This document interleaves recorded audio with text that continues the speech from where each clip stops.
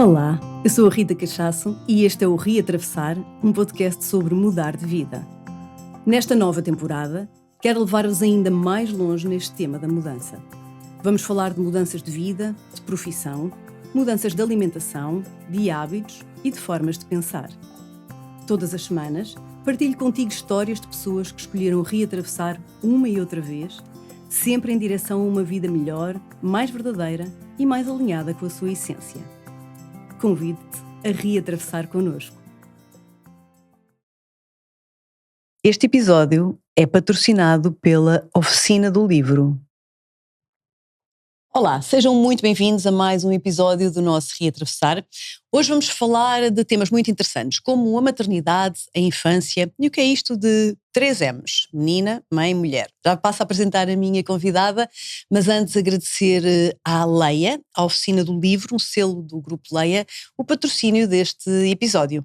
Também pedir-vos para, caso se ainda não o fizeram, poderem subscrever aqui o nosso canal, para podermos fazer o canal crescer, manter-se e continuar a trazer-vos estes conteúdos tão interessantes de forma gratuita. Vamos a isto, subscrevam e passo então a apresentar aqui a minha convidada de hoje, Tânia Correia. Olá, bem-vinda, Tânia. Olá, boa tarde. Obrigada por teres aceito o convite de estar aqui e trazeres um pouco da tua história, que é feita de reatravessares, e também daquilo que tu fazes, que é tão importante para os dias de hoje, este acompanhamento a pessoas, acompanhamento a mulheres.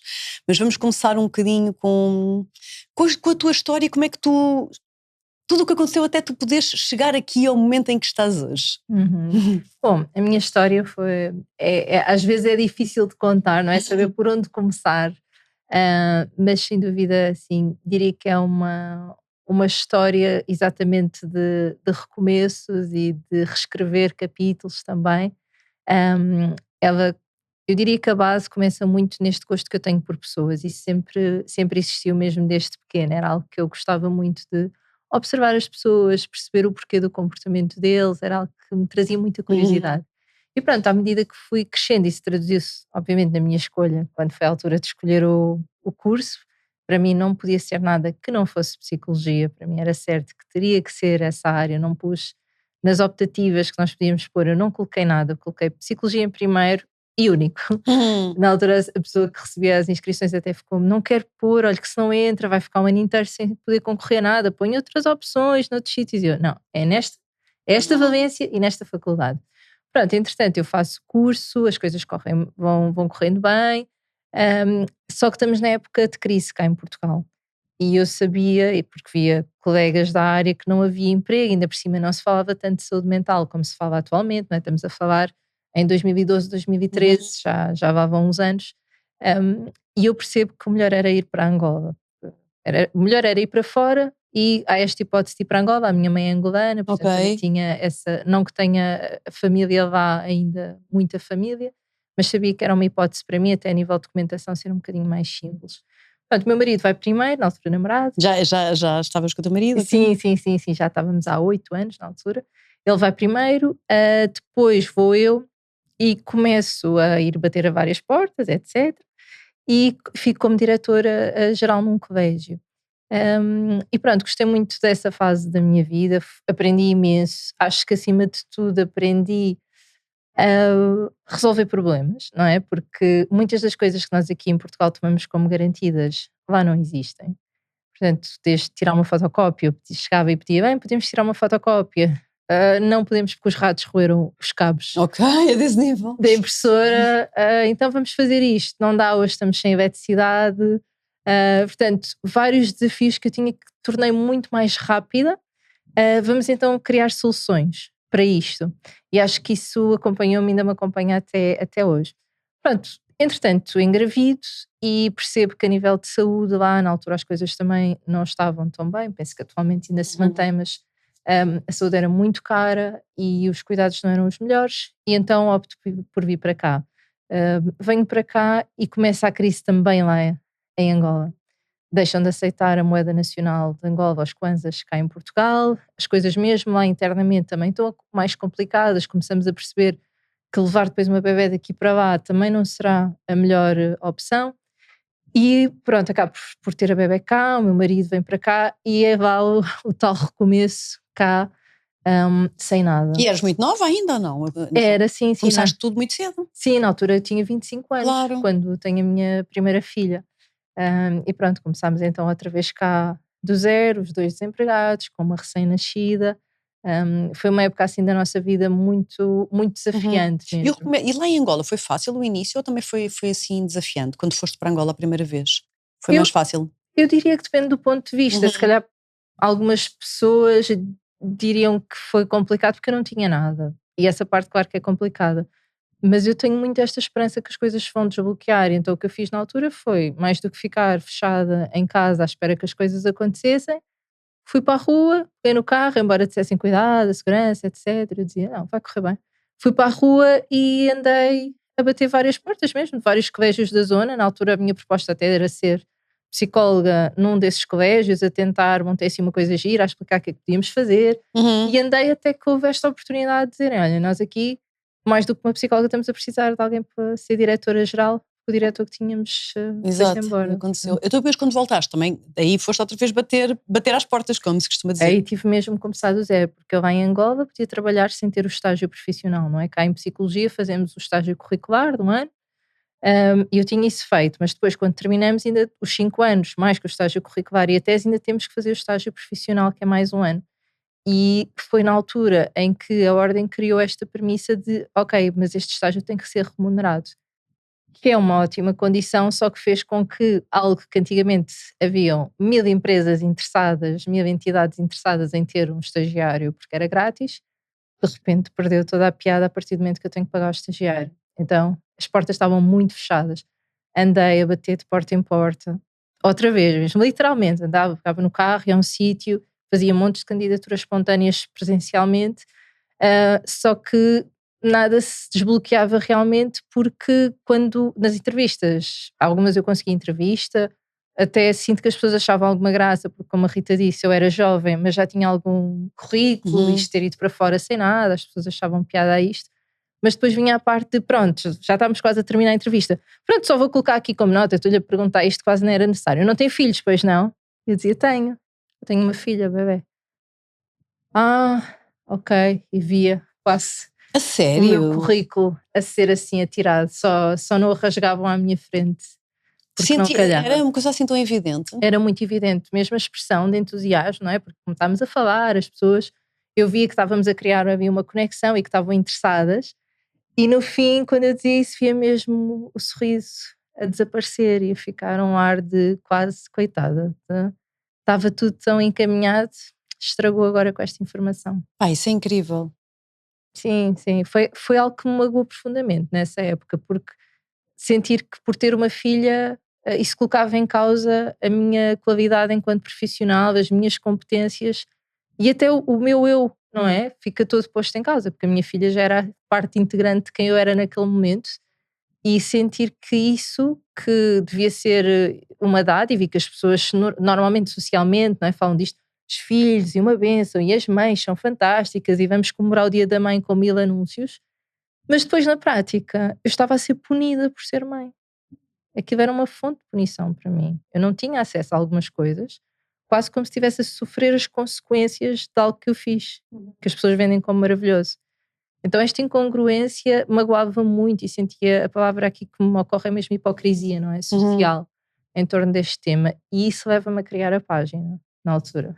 Ok. Para canalizar um bocadinho esta zanga que eu senti, esta mágoa, eu criei uma página no Facebook, na altura ainda não se falava assim no Instagram, e começo a escrever muito sobre estes temas, sobre outros temas ligados já um bocadinho também à saúde mental da mãe, etc. E a página começa assim a crescer de uma forma que eu não esperava. Não esperavas, mas isso provavelmente porque muitas mulheres se identificavam com aquilo que tu estavas a partilhar, não é? Infelizmente, não é? Sobretudo a parte do trabalho, quando eu falo deste tema, das oportunidades que perdíamos, eram montes de relatos e continuam a ser, cada vez que eu volto e meia ainda trago este tema, continuamos a ter uma lista de relatos de pessoas que foram despedidas por isso, foram dispensadas por isso. Há mais medidas legais do que existiam na época, sim, mas ainda assim continuam a existir maneiras de contornar essas medidas, continuamos a conseguir, mesmo que uma medida exista, levar a pessoa ao seu limite para ela sair, portanto este tema ainda continua a ser um tema Uau, Tento. uau. Olha, depois conseguiste, como é que fizeste? Depois passaste logo a trabalhar por conta própria ou ainda trabalhaste numa empresa? Na altura, quando eu acabo, vá depois também a esta luta para encontrar então estágio, eu consigo encontrar um local para fazer o estágio. E quando eu termino já tinha muitas pessoas por causa da página interessadas em querer fazer terapia comigo. Uhum. E então, pronto, eu também sou de mexer, fui criando alguns projetos, grupos terapêuticos, etc. Fui sempre aqui criando coisas, eu adoro criar, para mim é mesmo fascinante. E aí sim percebo que para mim não é vantajoso trabalhar por conta de outrem. Para já até porque me limitava a parte criativa, não é? Trabalhar aqui por conta de outrem não me dava toda a margem que eu precisava. E comecei sim a dar algumas sessões num espaço, depois veio, entretanto, passados uns tempos veio a pandemia. Para mim não teve impacto nenhum, porque por causa da página, muitos dos acompanhamentos que eu fazia já eram online, porque eram com pessoas que nem estão em Portugal, e mesmo atualmente na nossa clínica diria que se calhar ou 50 ou 60 até por cento das pessoas não estão em Portugal que nós acompanhamos, é muito comum. E pronto, e também foi crescendo esse projeto. Uau, que lindo. Então, a tua página começou com um nome que depois tu deu origem aqui ao teu livro, não é? Uhum. Que é, e que deu, enfim, aquilo que é o nome pelo qual as pessoas hoje em dia te conhecem muito, que é 3Ms, não é? Exatamente. Que é a menina, mulher, mãe, são estes 3Ms. E tu és conhecida como a que tem a 3Ms. Sim, eu acho que algumas pessoas são capazes de nem saber o meu nome mesmo. A sério, é Tânia. só 3Ms? Eu acho que me conhecem apenas pela 3M. Ok. Eu diria que sim. Este livro é um best-seller, ele já teve várias edições. O que é que se trata isto dos 3Ms? Na tua página, no livro, o que é isto dos 3Ms? Sim, eu sou muito daquela máxima de a César o que é de César. Uhum. E efetivamente a ideia do menina, mulher, mãe, estes termos não é minha, foi da minha tia, que quando eu tive a minha primeira filha, chegou ao hospital e disse: sobrinha, parabéns, agora és mãe, olha, conquistaste o teu terceiro M. E eu fiquei: terceiro M? Como? E ela: então, eras menina, eras mulher e agora também és mãe. E foi uma frase, tinha acabado de ter a bebé, foi assim aquelas ditas rápidas, passado Sim. umas horas, que me ficou muito marcada. E com o tempo, eu inicialmente até dizia, mesmo a nível profissional, dizia: menina, não interessa muito aqui, interessa muito isto do trabalho com a mulher, com a mãe, como é que nós conciliamos sermos mães, mas ao mesmo tempo nós continuamos a ser mulheres, mas há tanta culpa quando eu tento ser mulher e tento ter este tempo para mim, porque agora sou mãe. Ah, a parte da sexualidade também, não é? Como é que. Porque eu agora sou mãe, não é? Parece que está associado a um papel um bocadinho diferente e falava com outras pessoas e parecia que não era compatível. O meu corpo agora é o corpo de fonte de alimento do bebê, mas ao mesmo tempo eu sou mulher, também há uma parte sexual que ainda existe. Portanto, este conflito todo eu percebi ao bem. Até que com o passar do tempo eu começo a perceber, mesmo na terapia, que isto só de trabalhar a mulher e a mãe não chegava. E aí que se junta a menina, eu começo a perceber estes padrões nas pessoas a nível de funcionamento e da história delas, de que há muita coisa que nós conseguíamos ir buscar à menina que traziam muita clareza em relação à mãe, também à parte da mulher, não é? Que mãe é que eu sou agora com base na menina que eu fui? O que é que mesmo eu, enquanto mulher, aprendi com base nestas mulheres que estiveram com esta menina lá atrás também? Portanto, foi aí que se começou a fazer esta ligação entre a menina, mulher, mãe, que com o passar do tempo até deu aso aqui a um modelo específico que eu criei e que a minha equipa também usa, que é o modelo mapa, de termos esta dimensão toda do mapa das nossas vidas e percebermos estas ligações entre os vários papéis que nós desempenhamos. Ok, super interessante, não é? Quase como tipo a história, não é? Cronológica da mulher, não é? Sim. Então hoje em dia tu tens uma clínica, tens uma equipa que já trabalha contigo, não é? Sim, E sim. que usa esta tua metodologia, não é? Vamos dizer assim, dos 3Ms. E ao longo destes anos que tens acompanhado tantas pessoas e tantas mulheres, não é? Porque tu trabalhas exclusivamente para mulheres, não é? Inicialmente era, agora temos muitos homens. Sim. Cada vez mais. Uau! Cada vez mais. E isso deixa-me também muito feliz. Isso é muito bom sinal. Claro. Mas Desculpa, interrompi. Não, ao longo do tempo que foste acompanhando tantas mulheres, certamente começaste a identificar algumas questões que se repetem provavelmente, não é? E que podem passar por todos estes processos de maternidade ou não, mas imagino que tenhas identificado algumas coisas que são muito comuns às mulheres, não é? Sim, e que continuam a ser alimentadas pela sociedade. Eu diria que a parte da sobrecarga, passa o tempo que passar, ela continua a estar existente, a ser existente. E A sobrecarga de. eu ia explicar até um bocadinho Hum, mais, porque eu sinto que antigamente era sobrecarga a nível de tarefas para fazer, que mantém-se na maior parte dos casos, mas já não está tão exacerbado como já esteve, já há mais o repartir de tarefas, embora ainda seja na minoria dos casos, mas já existe. Agora, eu sinto é que a parte, sobretudo, de educação das crianças, continua a estar muito associada ao papel das mulheres. E que há muitas mulheres que têm este peso nelas de ter que educar os filhos enquanto tentam reeducar o adulto com quem estão, neste caso o companheiro. E isto é uma tarefa árdua para elas, não é? Sentirem que muitas das coisas que este adulto está a fazer às suas crianças atualmente são coisas que os seus próprios pais fizeram com elas, e ficar neste meio entre quero proteger os meus filhos, mas ao mesmo tempo não quero desautorizar o meu marido. E isto é de uma sobrecarga muito grande, e diria também que traz um sentimento muito grande de solidão para a maior parte das mulheres, porque sentem-se sozinhas nesta gestão, e pouco compreendidas e pouco conectadas com quem seria aquela figura que estariam mais próximas. ok. Isso ainda é um tema. Eu diria que é o tema que existe mais. Agora, que a parte das tarefas já se vai equilibrando minimamente, agora esta parte de eu sentir que estou sozinha, que tenho que educar os meus filhos e depois ainda tenho este peso de haver alguém que até está aqui em casa, que eu tenho que tentar reeducar e tentar que esta pessoa não provoque danos nos meus filhos, é muito pesado, e temos muitas mães solteiras casadas em casa com os maridos, mas se formos quase à noção do que é mãe solteira, que tem que gerir, tem que antecipar, tem que resolver, se está presente, é ela que tem que fazer e resolver. Eu sinto que temos muitas mães solteiras com alguém em casa. Ah, e eu às vezes, claro que nós não temos uma escala de dor, isto não é um modelo médico que tenta ver de 0 a 10 quanto é que dói, mas às vezes eu acredito que termos alguém em casa e sentirmos tão profundamente sozinhas, é mais difícil até de explicarmos a nós mesmas do que sabermos que não estava a ninguém, não é? Que Claro. aí encaixa, eu sei, não está cá ninguém, tem que ser eu. Agora, saber que está alguém ali mesmo ao lado, e muitas vezes essa pessoa nem percebe o que eu estou a sentir, porque para ela é, eu estou aqui, qual é o problema? Porque é que estás a queixar?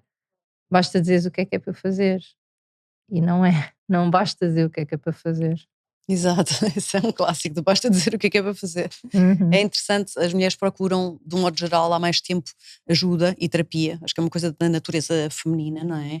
Mas também sinto que já há muitos homens, e como tu disseste, à procura. Mas realmente eu acho que a natureza feminina tem isto de se pôr ao dispor de receber ajuda, não é? Quando precisa. E mesmo os homens que vêm para a terapia, muitos, é porque houve um trabalho prévio da mulher.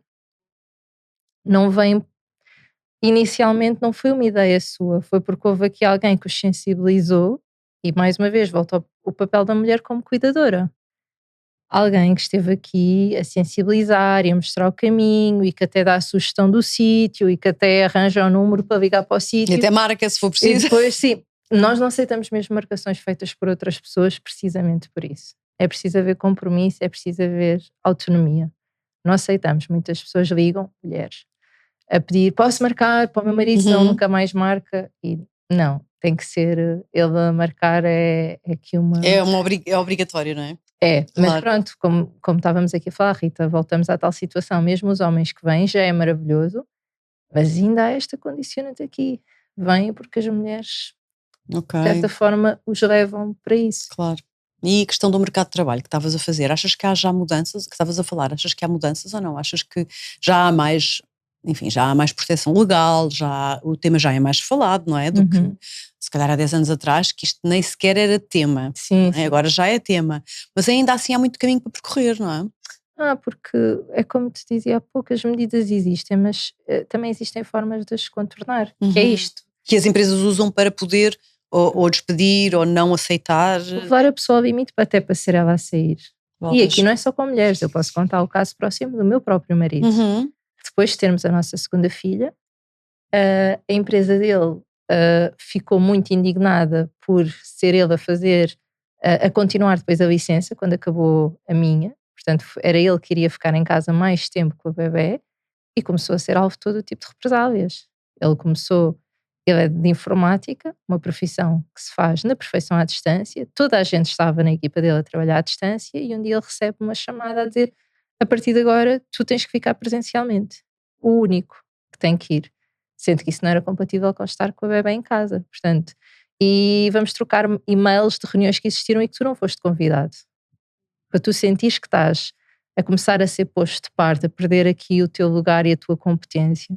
Portanto, mesmo com homens, como é o caso do meu marido, isto acontece. A sociedade ainda continua a desvalorizar o papel que uma mãe ou que um pai tem. E eu entendo a parte de acreditarem que vamos ser menos produtivos, eu entendo essa crença.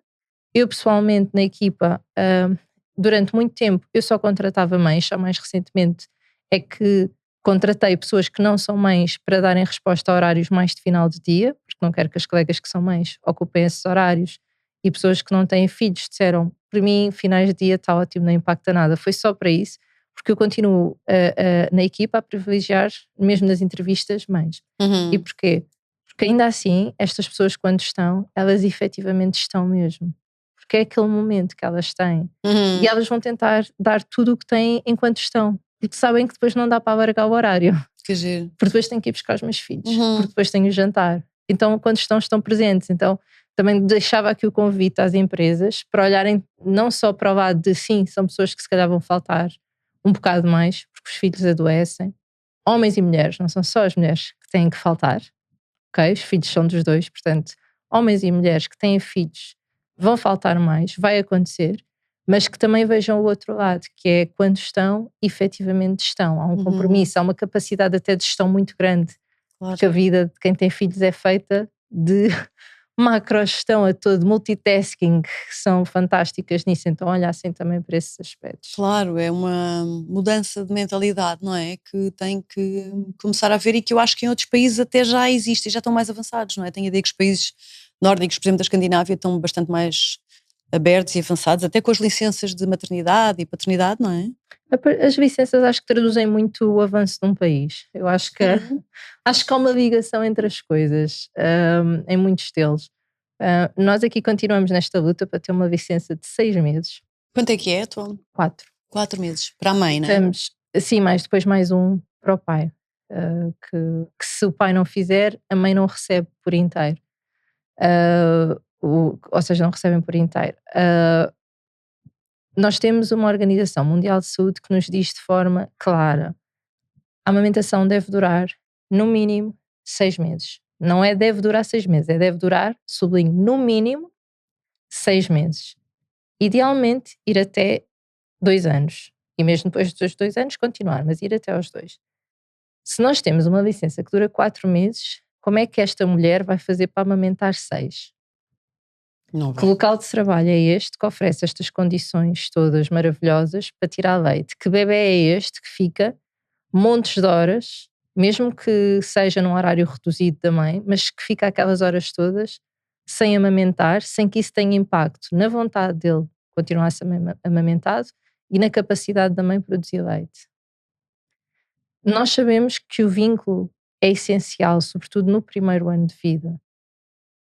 Portanto, quando temos uma licença de 4 meses, nós conseguimos perceber que é uma sociedade que ainda percebe muito pouco sobre vínculo, parentalidade, necessidades dos pais e necessidade da criança.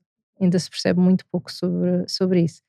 E é também toda uma luta, e nós tivemos agora aqui a licença de 6 meses, esteve quase para avançar, e voltámos à estaca zero. Foi. De ter de recolher outra vez assinaturas do zero, para conseguir, com esta situação do governo, voltou tudo para trás, e portanto... mas esta era uma luta que não era preciso termos nos dias de hoje, sobretudo com a informação que existe, Claro. e que não são opiniões. Claro. Isto são evidências. E os outros países, muitos deles, já entenderam isso. Já entenderam. Nós ainda não. Algumas coisas parece que é um bocadinho... Andamos sempre um bocadinho em atraso, não é? Eu acho que no que toca aos direitos das crianças estamos, e dos pais, acho que estamos muito em atraso mesmo. Continuamos a olhar primeiro para o que dá jeito socialmente, para o que dá jeito, para o que dá menos trabalho, aparentemente, para o que não se faz prevenção, estamos só focados em, como se costuma dizer, correr atrás do prejuízo, sem olhar para uma criança amamentada. Se calhar esta mulher, por exemplo, vai ficar mais tempo em casa, ou que tem um vínculo também muito bem estabelecido, esta pessoa, mãe ou pai, vai ficar mais tempo em casa, mas depois é uma criança que vai adoecer muito menos à partida. Claro. Nós sabemos Tem os uma benefícios. imunidade muito maior, não é? Nós sabemos os benefícios disso. Se calhar esta mãe, ela própria, vai estar muito menos sujeita. Para quem quer, atenção, há pessoas que não querem ficar esse tempo em casa e é legítimo. claro. Mas para quem quer, a base aqui é as pessoas poderem escolher, que é o que não acontece agora, não podem escolher. As pessoas poderem escolher. Se calhar esta mulher está muito menos sujeita a ter uma depressão pós-parto, que dura até aos 18 meses, está bem, não é? Porque aos 4 até já passou a época de ela ter depressão, se eu trabalhar vai ficar ótima, não. As depressões pós-parto podem começar até 18 meses depois. Portanto, se nós protegermos isto tudo, se calhar temos daqui a uns anos ou meses muito menos problemas do que temos agora, mas isto continua a não ser visto. Olha, há outro tema que tu já afloraste aí, que pode ser interessante também explorarmos, que é algumas coisas são um bocadinho romanceadas no que diz respeito à maternidade. E embora também seja mais um tema em que as coisas já se falam, acho que podia ser muito mais claro, até porque todas nós já tivemos, se não passámos pessoalmente, que é o meu caso, já tivemos muitas pessoas perto em que vimos que não é bem, as coisas não são bem como nos contam, não é? Sim, e que isso depois traz muita desilusão associada. Às vezes nem é o problema da experiência em si, é a expectativa que eu criei em torno do que seria, não é, aquele evento na minha vida. E sim, a maternidade, eu lembro-me, quando nasceu a minha primeira filha, eu recebia na barriga, eu cantava para ela, eu contava-lhe histórias, etc. Quando eu a recebi, eu lembro-me de ficar assim meio de, eu quero muito proteger este bebê e cuidar deste bebê, mas eu não estou a sentir aquele amor arrebatador já, eu não tenho vontade de olhar para ela e dizer amo-te, até porque mesmo o nome, eu sei que escolhi, mas parece que ela ainda não tem este nome, parece que ainda preciso de a conhecer, ir tratando pelo nome, para me habituar que ela tem este nome. Eu devo ter um problema gravíssimo. As outras mães não sentem isto, as outras, eu vejo no Facebook e no Instagram, elas abraçam os filhos e estão lá a dizer o amor da minha vida. Sim, quando eles acabam logo de nascer, elas dizem logo isto. Eu devo estar estragada como mãe, tenho um problema, ainda por cima. Sou psicóloga, como é que isto me foi acontecer, não é? Portanto, qual era o problema aqui? Era a expectativa. Claro, a pessoa pensa sempre que é consigo. Não era o problema de conexão com ela, porque isso ia construir-se e construiu-se. Eu quando conto esta história hoje em dia, as pessoas ficam sempre assim muito admiradas, de sério, mas vocês são tão unidas, mas tu com ela, como é que isso te aconteceu? E tem mesmo a ver com não se falava na altura. Se alguém me tivesse falado daquilo, a minha reação não seria aquela. E foi o que aconteceu na segunda bebé, a conexão foi imediata, precisamente porque eu não estava à espera que tivesse de existir conexão. Eu não fui para o parto a dizer tu tens que sentir isto em relação à bebé, tu tens que ser capaz disto. E foi um processo muito mais leve que a segunda, sem comparação possível, porque já não havia o tens de. Era o vamos ver. Olha, recebeste a bebé, como é que te sentes agora? Até me estou a sentir ligada a ela. Ótimo. Olha, e agora isto da amamentação, como é que estás a sentir? Olha, até está. Ora, se eu tenho a expectativa, por exemplo, a amamentação, que os bebés sabem todos mamar super bem, logo que nasce, é pôr na mama e ele mama. Outra coisa que aconteceu na primeira, eu começo a meter lá, bebê, não se ajeita, eu não me ajeito.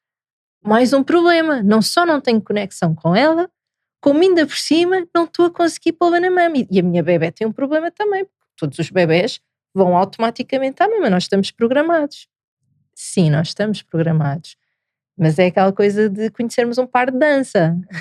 Há pessoas que fluem logo, há outras que nós temos que ter primeiro ali o entendimento. Há questões também, como a segunda, por exemplo, tinha do freio da língua, que era muito curtinho, que teve que ser cortado. Há outras questões. O facto de eu não ir com isto tão fechado, tem que correr assim, permitiu-me abraçar a maternidade de outra forma. E é como dizes, Rita, o facto, quanto mais nós passarmos esta mensagem de que a maternidade são só rosas, arco-íris e purpurinas, mais frustradas as mulheres se vão sentir durante a experiência, porque para elas não está a ser assim. Pelo contrário, se nós dissermos, certo, há aspectos maravilhosos, mas também há muita solidão, sobretudo nos primeiros tempos, em que a rotina é muito igual por um lado e ao mesmo tempo tem muita privação de sono, na maior parte dos casos, associada, em que nós deixamos de alguma forma de existir ali no meio durante uns tempos, não é para sempre, mas há uma fase em que as nossas necessidades não vão poder ser prioridade. Na maior parte dos casos não vão poder ser. Eu preciso muito de ir à casa de banho, mas agora estou a dar de mamar, tenho que aguentar. Eu preciso muito desta refeição agora, mas entretanto estou a trocar esta fralda ou estou a dar este banho. Portanto, enquanto nós não mostrarmos aqui a maternidade é isto tudo, e está tudo bem em tu existir em momentos em que tu estás a adorar e estás profundamente a usufruir da experiência, e há momentos em que tu só queres fugir e não queres estar aqui. Isto também faz parte de ser mãe. Está tudo dentro do mesmo bolo. Claro, e seria bom ser acompanhada, até porque eu conheço várias pessoas que têm essa expectativa, não é? Essa parte mental, porque a parte física toda a gente no fundo já sabe, não é? Que aquilo não vai ser propriamente um mar de rosas nos primeiros tempos, mas essa parte do mental em que há uma expectativa que é suposto corresponder, que era o que tu estavas a dizer, não é? Isto ser a melhor altura da minha vida, eu estar em estado de graça, a conexão ser imediata, eu sentir-me super mãe, não é? Então somos todas diferentes, então este acompanhamento é assim, é uma coisa bem, bem importante, não é? Este acompanhamento da mulher nessa fase de vida. Sim, e perceber que nós não vamos chegar a tudo todos os dias, que esta noção de equilíbrio que nos venderam, de equilíbrio entre as coisas, foi muito um equilíbrio em que nós conseguimos gerir tudo a 100% e aí encontramos o equilíbrio. E isso não é verdade. Equilíbrio, para mim, é nós todos os dias escolhermos, ou irmos escolhendo ao longo do dia, o que é que vamos manter a rodar e o que é que vai cair para o chão. Isto é o equilíbrio. A partir do momento que eu vou escolher, os dias em que eu sou a melhor profissional de sempre, de certeza que o meu papel como mãe nesse dia não foi o melhor para estar tão dedicada aqui. Sim, fiz a comida mais saudável de sempre, tenho e-mails para responder enquanto estive a preparar aquilo. Portanto, quanto mais eu escolho ativamente, olha, sim, ontem fui profissional maravilhosa, hoje não vai acontecer porque vou buscar as miúdas mais cedo. Olha, hoje estou a ser a companheira aqui dedicada, até estou a fazer isto para o meu marido e estamos aqui. Certo, há alguma coisa que vai acabar também por... E, portanto, ir gerindo aqui a percentagem que damos a cada coisa, para mim é a visão de equilíbrio e não esta cobrança de se continuar a chegar a tudo. Nós queremos esta mãe trabalhadora, que ao mesmo tempo tem imenso apetite sexual e a relação está a correr super bem, que ao mesmo tempo prepara as refeições deliciosas, que tem que beber água e fazer exercício, que tem que ter tempo para as amigas, porque tu continuas a ser mulher, tens que ir sair também, mas atenção, os teus filhos têm que ser uma prioridade. Como é que Claro. isto não é compatível? E acrescenda isso a sensação de que, faça o que fizermos, estaremos sempre a ser julgadas, não é? Sim, sim, sim. Enquanto eu costumo dizer, se nós escrevemos mães no Google, ao lado vai aparecer culpa. A palavra culpa vem acoplada. Não há como, porque há muita margem. A maternidade abre esta porta muito grande para sentirmos culpa. Até porque nós estamos a fazer muitas coisas que nós não sabemos fazer. Que é a primeira vez que as estamos a fazer na vida. E como é a primeira vez? Claro que vamos fazer asneiras. E claro que nos vamos sentir culpadas por isso. Está tudo bem assumirmos esta responsabilidade, não é? Eu trabalhei com famílias que, de meios com negligência, e estes pais nunca sentiam culpa, porque lhes era indiferente. Era completamente indiferente as ações deles, o impacto que têm nos filhos, como é que os filhos estão. A partir do momento que as pessoas sentem aqui alguma responsabilidade e um bocadinho de culpa, é sinal que aquele papel é importante e que estão dedicadas. Agora, nós precisamos de ir também avaliando esta culpa, o que é que ela nos está a dizer, se é uma culpa que me averte e me deixa mais preparada para situações futuras e que me dá a oportunidade de eu dar colinho a mim mesma, ótimo. Se é uma culpa em que eu fico ali presa, que me leva para a autocomiseração, eu andar aqui com pena de mim mesma, a dada altura, andar sempre na crítica constante, a pôr-me em causa, como é que eu no dia seguinte ou no momento a seguir eu vou conseguir estar, por exemplo, conectada com os meus filhos? Quando eu estou altamente desconectada de mim mesma. Não é possível. Portanto, isto também trabalha-se em terapia. Terapia faz toda a diferença. Faz toda a diferença, não é? Sim. Olha, e em relação a crianças, eu sei que tu também até fizeste também, não é? Terapia com crianças, chegaste a fazer? Sim, quando o meu curso, sim, no curso era mesmo só dedicado a crianças e adolescentes. Foi como tu começaste, mas depois deixaste, mas continua a ser uma área em que tu tens muito uma voz, não é? Sim, a parte da parentalidade, eu gosto muito das mudanças que nós podemos fazer trabalhando com os pais, as mudanças que fazemos nas crianças. Até porque eu sentia muitas vezes que eu trabalhava com as crianças e que não se traduzia em grande coisa na prática, porque o contexto onde elas estavam inseridas alimentava-se. Quando eu digo contexto, nem falo alargado, estou a dizer família nuclear. alimentava coisas que eu estava a trabalhar no sentido oposto. E eu percebi, sem trabalharmos com os pais, não, nós não vamos lá, até porque muitas das questões não são da criança. A criança é apenas a parte visível do problema. É quem dá o sinal que está a existir um problema ali. Por ser mais imatura, ela traduz aquilo. Portanto, eu estou a trabalhar quase o sintoma. Não é? Aquelas intervenções muito que infelizmente às vezes o modelo médico ainda cai um bocadinho, não é? Eu vou ao sintoma, que é a criança, é quem dá sinal e anda aqui a trabalhar com ela, algo que não é dela, que tem a ver com coisas que os pais passaram também nas suas vidas, que ainda estão a passar nas suas vidas, crenças que os pais trazem em relação ao desenvolvimento infantil. Nós continuamos a saber, nós, sociedade, continuamos a saber muito pouco sobre desenvolvimento infantil, do que é expectável em cada fase. Assim, não estou a falar da ciência, estou mesmo a falar da sociedade. Continua a olhar para comportamentos super ajustados das crianças, muito expectáveis para a idade, e a vê-los como um problema. Tipo quê, por exemplo? Achar que uma criança de 2 anos que se expressa intensamente, as chamadas birras, eu gosto de chamar expressões intensas de necessidades, a criança está com uma necessidade, expressa intensamente, e nós acharmos, por exemplo, que aquilo é uma forma de manipulação. Quando a ciência já nos mostrou que o cérebro de uma criança de 2 anos não tem sequer essa parte ainda capaz, não está bem formada ainda, as sinapses entre as partes do cérebro, estas ligações ainda não funcionam bem, portanto, como é que uma criança de 2 anos me está a manipular? Não, ela tem um cérebro imaturo, ela está desregulada e a única maneira que ela tem de traduzir isto tudo que está aqui dentro é através do comportamento. E nós continuamos a não achar isso, nós continuamos a achar que um bebê tem que dormir sozinho. Por exemplo, quando se sabe perfeitamente, e a ciência está farta de provar isso, a biologia está farta de nos mostrar, porque as pessoas até sentem que têm vontade, muitas até ter o bebê mais próximo, mas continuam-nos a dizer, por exemplo, que o bebê devia ter capacidade de dormir sozinho, quando nós sabemos que a autorregulação vem muito mais tarde, que nós sabemos que a dependência inicial é fundamental para a autonomia no futuro, e isto continua a não ser visto. Portanto, eu sinto que quase como se fosse, sei lá, imaginem, uma quinta de criação de uma espécie qualquer, e que nós temos conseguido que a espécie sobrevivesse. Está bem, nós sabemos fazer isso. Agora, se nós temos dado àquela espécie efetivamente o que ela precisa, eu acredito que ainda não. Já vamos dando mais, mas acho que temos conseguido apenas que a espécie sobreviva e não propriamente que cresça de uma forma saudável, porque ainda não descobrimos, ainda não utilizamos. Já se descobriu, mas nós ainda não pegámos nesse conhecimento de, bem, eu tenho dado a comer isto a esta espécie que eu crio, porque era o alimento que até estava aqui ao lado, mas é mesmo o que faz bem a esta espécie, é o que eles gostam, não sei. Eu tenho feito isto, meto esta espécie a andar com X tempo, mas é mesmo nesta fase que é suposto esta espécie andar, eles estão preparados, não sei.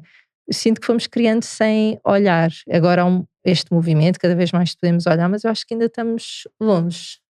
Que interessante. É, mas já há luzes, como se costuma dizer. Já estamos bem melhor, mas mesmo a nível de educação, eu vejo relatórios que me enviam de creches, de avaliações das educadoras, que esperam coisas completamente desajustadas para a idade. Não há em consideração o que é que são os marcos de desenvolvimento da criança, tem mais a ver com o que era bom para mim adulto porque me dava menos trabalho agora. Portanto, eu acho que uma criança que dorme sozinha vai dar menos trabalho do que uma criança que eu tenho que adormecer, certo? Vai dar a nível de trabalho, vai-me dar menos trabalho agora, porque a fatura vem. E nós estamos com a clínica muitas vezes, não é? Com estas crianças que não tiveram essas oportunidades e que agora mais velhas depois vê-se o reflexo disso, que é natural, não é? Sem qualquer julgamento pelos pais, porque estes pais também fizeram o que sabiam, o que podiam, o que os profissionais muitas vezes também lhes disseram para fazer, mas esta fatura vem. Se eu aprender agora que o mundo, eu bebé, aprendo que as minhas necessidades não são respondidas, porque eu choro e ninguém aparece, chamados treinos do sono, não é? Deixa-se o bebé chorar até que ele se calma. Eu aprendo que o mundo não é um lugar bom. O mundo não está disponível para mim. Eu não sou uma prioridade. Eu não posso confiar no mundo quando eu estou mais vulnerável. Eu não aprendo isto e depois, passado um mês, esqueço e acredito no oposto. Eu vou levar isto ao longo da minha vida. Vais construindo, não é? Crenças, no fundo. Sim, eu vou aprendendo que é isto que eu espero do mundo e é a minha forma de estar. E felizmente, como nós somos seres com tendência a adaptar-se, nós vamos depois usar isto como forma exatamente de estarmos adaptados. Se eu já aprendi isto, eu não vou mandar para o lixo, eu vou usar ao longo da vida, eu não me vou entregar às minhas relações, porque eu sei que o mundo não é um lugar confiável, onde eu estou em segurança. Uhum. Interessante. É muito interessante isso e também isto que falavas de quando se está a trabalhar com uma criança, poder trazer os pais também, não é? Trazer Nós na clínica não é só trazer os pais, a primeira ação é com os pais. Ponto. Se os pais não estiverem disponíveis, não há processo. Não vamos a lugar nenhum. Porque vamos estar até a criar na criança, só é que vem à terapia a noção de que ela é o problema. Os pais vão ficar maravilhosos, não é? Nós, adultos, vamos ficar no nosso pedestal. Comigo está tudo bem. Estou super resolvida, não tenho problema nenhum. Agora, esta criança, sim, trato dela que ela é o problema. E não há isto. Aqui ninguém é o problema. Aqui estamos com algumas questões em cima da mesa e que precisamos de ajuda para as resolver. Todos. E cada um de nós deve ter um papel ativo nisso. Não é só a criança, não são só os pais. Vêm todos. E, portanto, a primeira sessão é sempre com os pais. E depois, a partir daí, logo vemos com quem será a segunda. Muitas vezes as crianças não fazem parte direta do processo. Embora estejam envolvidas através do trabalho com os pais, não vale a pena trazer a criança para o gabinete. Não vai mudar nada. Se eu tenho, imaginem, pais que são muito exigentes com a criança e temos uma criança que está completamente desregulada por causa disso, porque já percebeu que nunca será o filho que aqueles pais precisam, que eles querem, não é? Que eles desejam. E então ela desiste e começa a ser exatamente o filho que eles que não corresponde, não é? Ela aceita o rótulo de eu sou então um menino mal educado, não sou, eu sou um menino mal criado. Vamos por aí fora, as crianças estão muito feitas para corresponder ao que nós vemos nelas. E ele vai para aí fora. De que é que adianta eu andar a trabalhar com esta criança estratégias ligadas ao comportamento dela e dela até se ajustar aqui mais ao que os pais querem, se o que os pais esperam dela é desajustado? Eu estou a danificar esta criança. Para proteger os adultos, deles perceberem, identificarem, ganharem consciência de espera, o que nós esperamos deste miúdo é que não é ajustado, eu estou a transformar este miúdo a confirmar até o que os pais lhe cobram, porque estou a tentar que ele tenha comportamentos que não são ajustados. Portanto, enquanto profissionais, para mim, há esta responsabilidade de olhar para o todo, mais do que irmos só com estratégias e tentarmos mudar as crianças, porque elas é que são o problema de certeza, são mais imaturas e nós é que somos todos resolvidos. Não, trazer todos para o processo e um modelo que eu criei, o convite é muito este, é também os pais olharem para aquilo que são as suas próprias histórias. Porque as coisas que nos incomodam mais dos nossos filhos são coisas que contam muito sobre nós. Muito. Eu basta dizer 1 ou 2 comportamentos que incomodam nas minhas filhas para a Rita saber logo muito sobre a minha história. Basta outro pai ou mãe contar-me que eu consigo já calcular, claro que isto não é taxativo, mas dá para ter uma ideia, muitas vezes, este exemplo que eu estava a dar, pais muito exigentes com os filhos, tiveram pais super compreensivos e com compaixão? Não, quase sempre o que é que existiu? Ou pais super exigentes também com eles, e eles aprenderam que esta é a maneira de se amar um filho e de proteger um filho, é prepará-lo para o pior, então anda aqui em cima a tentar prepará-lo, ou tiveram pais completamente desligados e não querem que os filhos fiquem à mercê também ali perdidos no mundo e vêm com esta exigência numa tentativa de os proteger e de dar estrutura que não tiveram. Só que foi uma estrutura muito apertadinha, que também é demasiado, não é? Muito apertada para o que a criança precisa. Portanto, se eu não trabalhar isto com estes pais, nós não vamos chegar a verdadeiros resultados saudáveis, porque dá para ter resultados em terapia assim, tal como há muita coisa que é feita que não é saudável, que resulta. É verdade, quando nós falamos, por exemplo, das palmadas. Sim, as palmadas resultam, claro que resultam. A criança vai parar porque tem medo. Agora, o que é que ela aprendeu no processo? Aprendeu que eu, que sou uma fonte de amor, posso ser uma fonte que a magoa profundamente.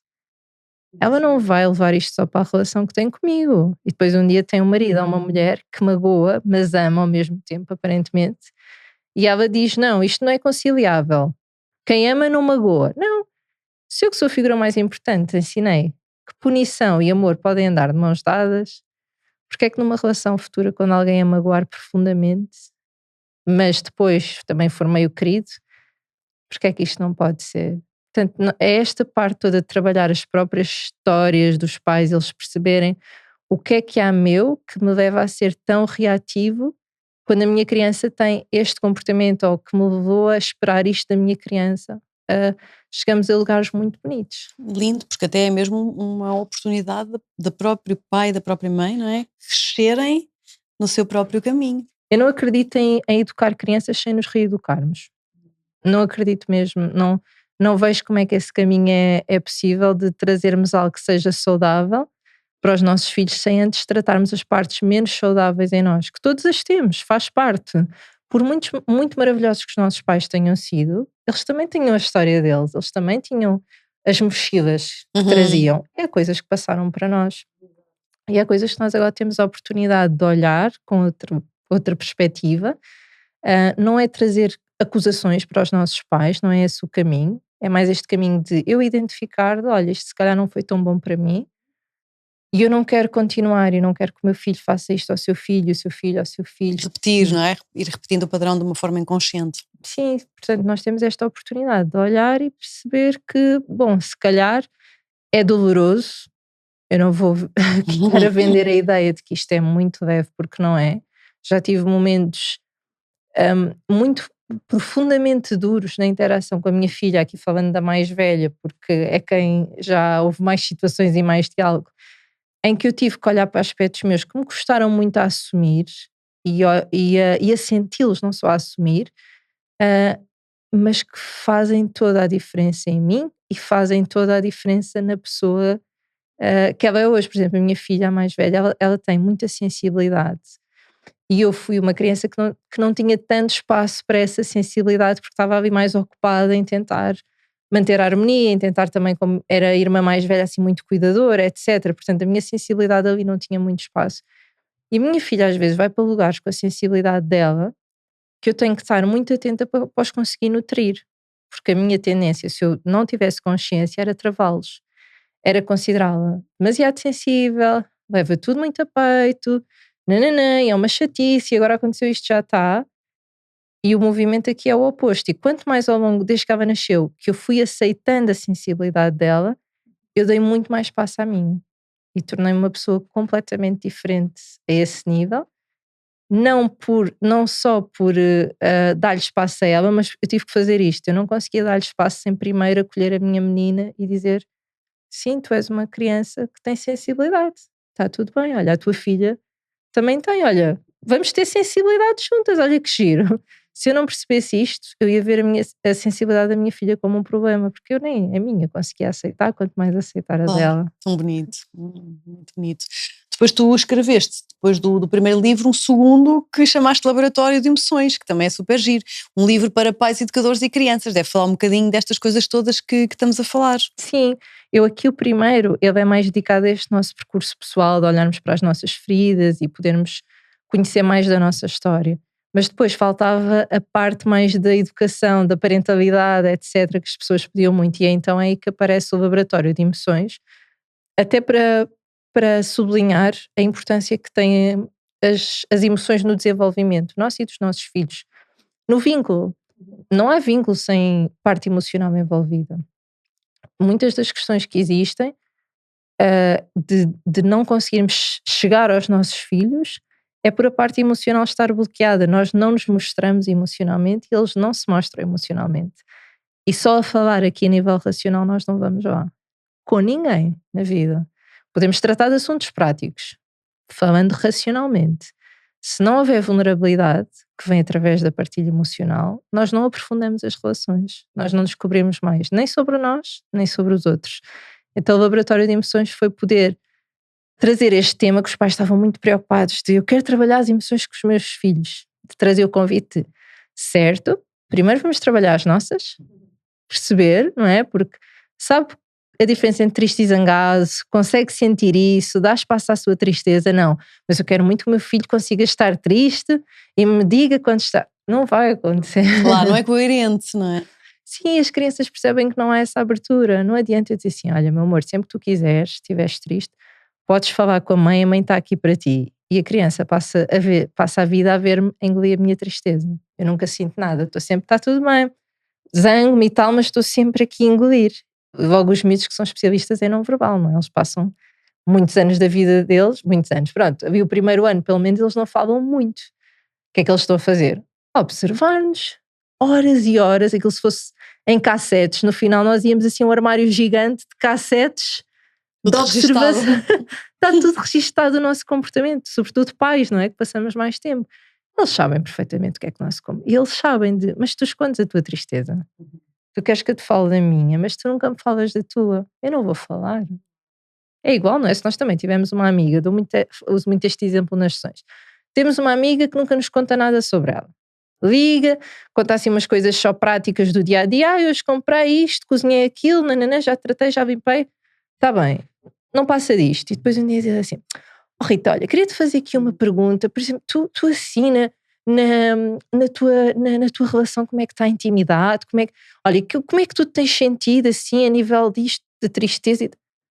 Não vou partilhar nada Claro. contigo, tu não me contas nada. Não está aberta a porta, não é? Sim, tu não me contas também essas coisas sobre ti, porque é que eu agora vou contar aqui aspectos íntimos meus quando tu não contas?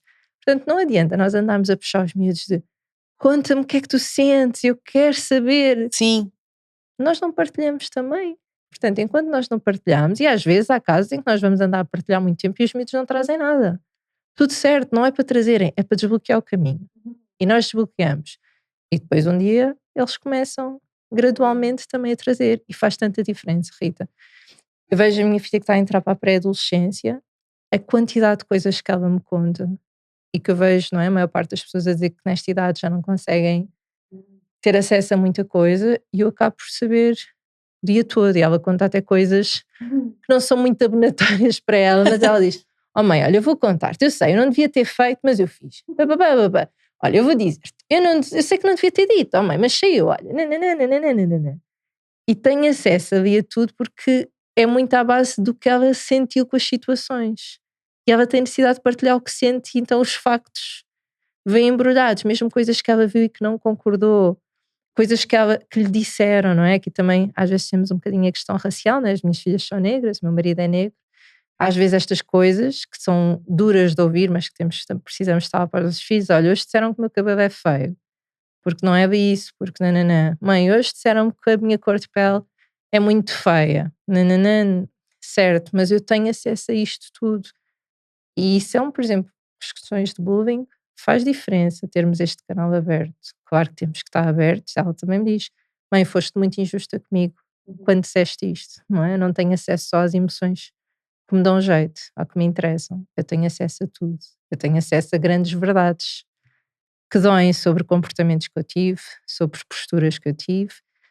Mas este canal estar aberto, e eu também me vulnerabilizar muitas vezes e chegar: olha filha, hoje estou mesmo muito triste, aconteceu isto, nananã, senti-me assim, senti-me, imaginem, de parte, senti que não me convidaram, senti que não fui importante. Vulnerabilizar mesmo, ir aqui a aspectos duros de se assumir, mas fazem toda a diferença. Olha, e por último, tens um livro que penso que é o mais recente, que já não é para crianças, Sim, não é? sim. Como assustares um monstro. Este livro, como é que te surge? Olha, também veio um bocadinho desta questão dos pais falarem sobre os medos aqui nos aconselhamentos, nestas sessões que fazemos só com os pais, que são os aconselhamentos parentais. Eles muitas vezes trazem isto: o que é que fazemos com este medo, o que é que se faz nesta situação? Uma fase específica que é dos medos, não é? Ou medos do modo geral? Sim, há uma fase específica ali entre os três, normalmente aos três começam, aos dois eles já, até mais novinhos, já têm um bocadinho medo dos sons altos, aqueles medos mais, vamos dizer, mais instintivos, ainda ligado aqui ao nosso cérebro mais primitivo, não é? Os sons altos, etc. Muitos miúdos têm medo quando são pequeninos, mas pronto, ali aos três já começam a ser estes medos da fantasia. E aqui, se por um lado para os pais é mais fácil perceber o medo de um som que foi repentino, isto do medo dos monstros, etc., o que entra na fantasia para ele já é mais difícil de entender. Mas porquê isto não existe? Se não existe, ele não tem que ter medo. E eu já lhe expliquei que não existe. Porque é que ele continua com medo? Se eu já expliquei que não existe. Sem percebermos que para as crianças fantasia e realidade estão de mãos dadas, não são mundos separados. E eles acreditam piamente nos medos que têm. E aqui nós temos um papel decisivo, que é: ou vamos contrariar aqueles medos, e aí nós estamos às vezes sem querer passar a mensagem que não acreditamos na criança, que a dor dela não é válida, que não vale a pena partilhar connosco, com a melhor das intenções, porque nós só estamos a tentar que eles parem de sofrer a dor Sim. do medo. Mas ainda assim passamos mensagens, ou nós podemos mostrar que, pois é, por exemplo, um destes monstros existe. Ele existe. Mas se ele existe, o que é que nós podemos fazer para lidar com ele? Que medos é que ele tem? Não é? Porque, por exemplo, a escuridão, não é? Aquele que está ali com os óculos. A escuridão tem medo da luz. Então vamos ligar aqui uma luz de presença. Quando ele chegar, que é o que acontece no livro, vai levar com a luz nos olhos, fica com os olhos todos vermelhos. Vai ser como ele tem, com os olhos todos vermelhos, aflito. Pois é, que era. E ainda juntar aqui, né? Isto é quase uma prendinha para os pais, que é aquelas coisas que às vezes são difíceis de fazermos e que precisamos na rotina, que é lavar os dentes, tomar o banho, que eles muitas vezes não querem. Há um dos monstros que tem muito medo do cheirinho bom e que dentes lavados ele fica logo doente de ver os meninos com os dentes lavados. Portanto, até esta brincadeira de bem, à noite o monstro desaparecer, coitado dele, tu estás bem tomada, cheira bem, dentes lavados, ele vai ficar logo todo mal disposto, vai. Portanto, a história anda muito em torno disto, de pegarmos em coisas engraçadas, que os miúdos fartam-se de rir com a história, que nos dão até jeito, porque assim eles querem tomar banho Claro. e querem lavar os dentes para espantar um monstro. Isso é giro. E nós estamos a mostrar que acreditamos neles e que estamos lá, que eles podem partilhar os medos deles. Agora são pequeninos, são medos dos monstros, mas daqui a 10, 15 anos vão ser medos mais complexos do que o medo dos monstros. E se nós formos um porto seguro para onde eles vão e nos trazem aquilo que estão a sentir, nós conseguimos continuar em conexão, não é? Porque, Rita, qual é a maior parte dos miúdos daqui a 20 anos? Eles não vão precisar de nós para dizermos regras. Eles não vão precisar de nós para estarmos só a passar valores puros e duros, para estarmos a colocar limites. Eles não vão precisar de nada disso. Eles vão precisar sempre é de alguém com quem partilham os medos, as tristezas, as angústias, as alegrias, as zangas. Esta pessoa vai continuar a ser necessária, porque é o que nos faz sentir humanos e é o que nos faz sentir ligados a alguém. E, portanto, se nós nos focarmos só em educar da forma pura e dura tradicional, o que acontece é o que muitos adultos hoje têm, não é? Volta e meia, vão à casa dos pais, há aquele almocinho e está feito, porque a relação não existe muito mais do que isso. Se nós formos presenças que valem a pena e que respondem às necessidades deles, que são muito mais profundas só do que regras alimentar, ter banho tomado ou roupa para vestir, nós vamos continuar ligados para a vida. E para mim é isso que vale a pena. Que temas tão bonitos que nos trazes. Ainda Obrigada. bem, achaste. Obrigada por isso. E conta-me onde é que as pessoas te podem encontrar para saberem das tuas consultas, da tua equipa. Tens a clínica, não é? Que estavas a dizer? Sim, podem encontrar-nos na clínica 3Ms, que fica em Odivelas. Tem o nosso site, que é 3msmeninamulhermãe.pt, também para quem prefere o online. Portanto, o trabalho está tudo aí, também está no Instagram, no Facebook. Tudo com o nome 3Ms. Tudo com o nome 3Ms, Menina, Mulher, Mãe. Ok, Sim. Os livros estão à venda em todas as livrarias, também Sim, podem felizmente, encontrar. sim. E nós marcamos as páginas também agora quando o episódio sair, porque acho que há muitas mães, meninas, mulheres que se vão identificar e que bonito trabalho que vocês fazem. Obrigada pelo convite, Rita. Obrigada, Tânia. Espero que tenham gostado de mais um episódio, história inspiradora e temas tão importantes de serem trazidos para irmos construindo cada vez sociedades mais bonitas, mais conscientes e um mundo melhor. Obrigada à Oficina do Livro por ter patrocinado este episódio. Encontramos-nos aqui numa próxima história. Até lá! Este episódio foi patrocinado pela Oficina do Livro.